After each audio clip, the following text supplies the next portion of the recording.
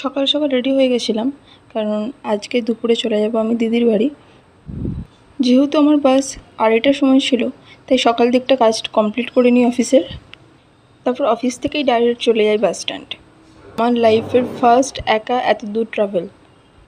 আমি আজ অবধি কোথাও একা যাইনি, ওই অফিস আর ঘরই করি। আমি তো প্রচুর ভয় পাচ্ছিলাম যে ঠিক করে নামতে পারবো কি না, কোথাও হারিয়ে যাব কি না। একা একা যাওয়া আসার অভ্যাস আমার নেই, বাট আমার কিছু মনেই হয়নি। বাসটা প্রচুর কমফোর্টেবল ছিল। আমি 2.5 ঘন্টার মধ্যেই ডানলপে নেমে যাই। সিটি থেকে ছাড়ার ঠিক 1 ঘন্টার মধ্যেই শক্তিগড়ে বাসটা কিছুক্ষণের জন্য দাঁড়িয়েছিল।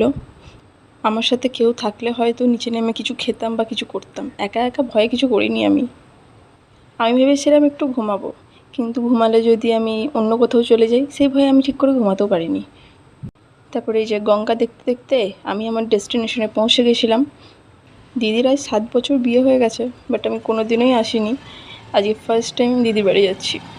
বাস থেকে নামার পর আমাকে জিজু নিতে চলে এসেছিলো। তো ব্যাস ফাইনালি আমি দিদির বাড়ি ঢুকে যাই। মানে একটা জিনিস ভালো, চারিদিকে গাছপালা আছে, সেরকম গাড়ির কোনো আওয়াজ নেই।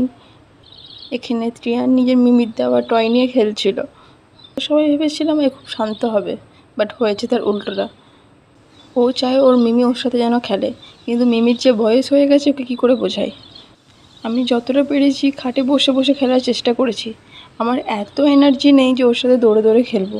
আমার মনে অনেক বয়স বেড়ে গেছে।